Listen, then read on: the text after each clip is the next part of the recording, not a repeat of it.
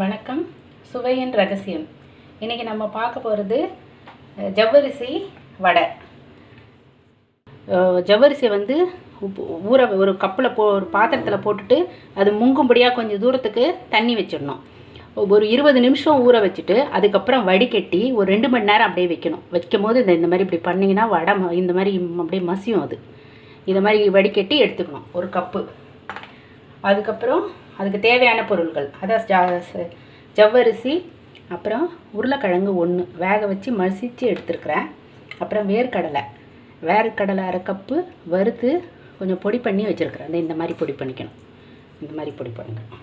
அதுக்கப்புறம் ஒரு பச்சை மிளகாய் பொடியாக நறுக்கிடணும். அதுக்கப்புறம் ஜீரகப்பொடி, ஜீரகத்தை கொஞ்சம் நல்லா ஓரளவுக்கு பொடி, ரொம்ப பொடியாக பண்ணக்கூடாது, ஒரு ஆஃப் இருக்க மாதிரி அரைச்சி எடுத்துக்கணும். அதை கொஞ்சம் பொடி பண்ணி, அப்புறம் ஒரு 3/4 கப்பு கொத்தமல்லி, கொத்தமல்லி, அப்புறம் எண்ணெய், உப்பு. இப்போது நம்ம எப்படி பண்ணுறதுன்னு பார்க்குறேன். நம்ம பவுலில் போட்டுடலாம். இந்த மாதிரி உதிரியாக வரும். அது தண்ணியெல்லாம் இருந்துட்டு கொஞ்சம் நேரம் 2 மணி நேரம் ஊற வச்சுட்டிங்கன்னா உதிரியாக வந்துடும். இந்த மாதிரி போட்டாச்சு. இப்போ அடுத்தது வந்து நம்ம இதில் உருளைக்கிழங்கு சேர்க்க போகிறோம்.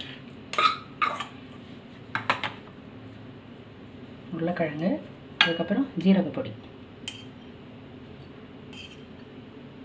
ஜீரகப்பொடி இந்த எண்ணெயில் போட்டு பொரிக்கிறதுனால அந்த ஜீரணத்துக்கு எல்லாத்துக்கும் நல்லா இருக்குன்றதுனால. அதுக்கப்புறம் பச்சை மிளகாய் இதையும் போட்டு, இதுக்கப்புறம் நம்ம கொஞ்சம் உப்பு சேர்த்துடணும். அதுக்கப்புறம் அந்த வேர்க்கடலை போடுவோம். உப்பு 1/2 டேபிள் ஸ்பூன்.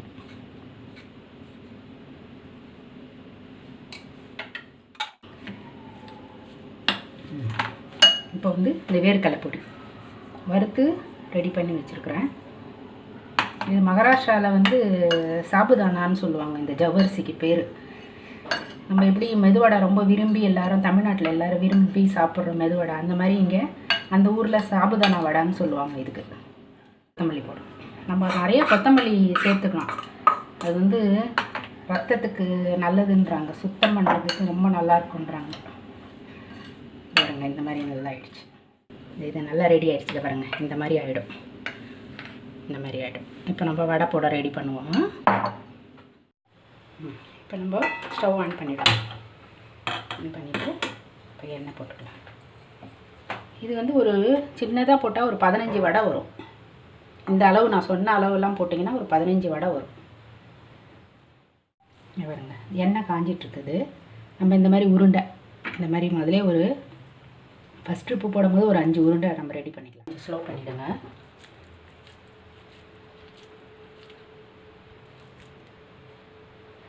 பாருங்க, இந்த மாதிரி இப்படி பண்ணணும்.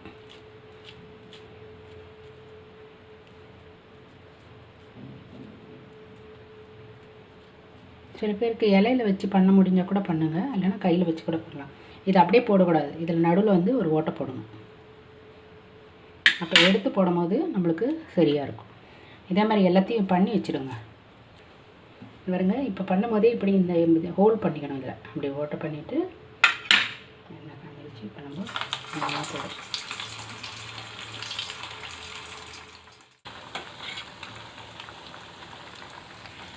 பாருங்க, ஒரு சைடு நல்லா இதுவாகிருக்கு. இப்போ நம்ம திருப்பி போடணும். அந்த இதில் கொஞ்சம் இதுமாதிரி ரவுண்டில் கொஞ்சம் இது போட்டிங்கன்னா உப்பாமல் வரும். இல்லைன்னா அப்படியே நீங்கள் ஓட்டை போடலைன்னா அது உப்பிடும். இது உப்பி ஒரு இதுவாக இருக்கும். வடை ரெடி ஆகிடுச்சு. நம்ம எடுத்துருவோம்.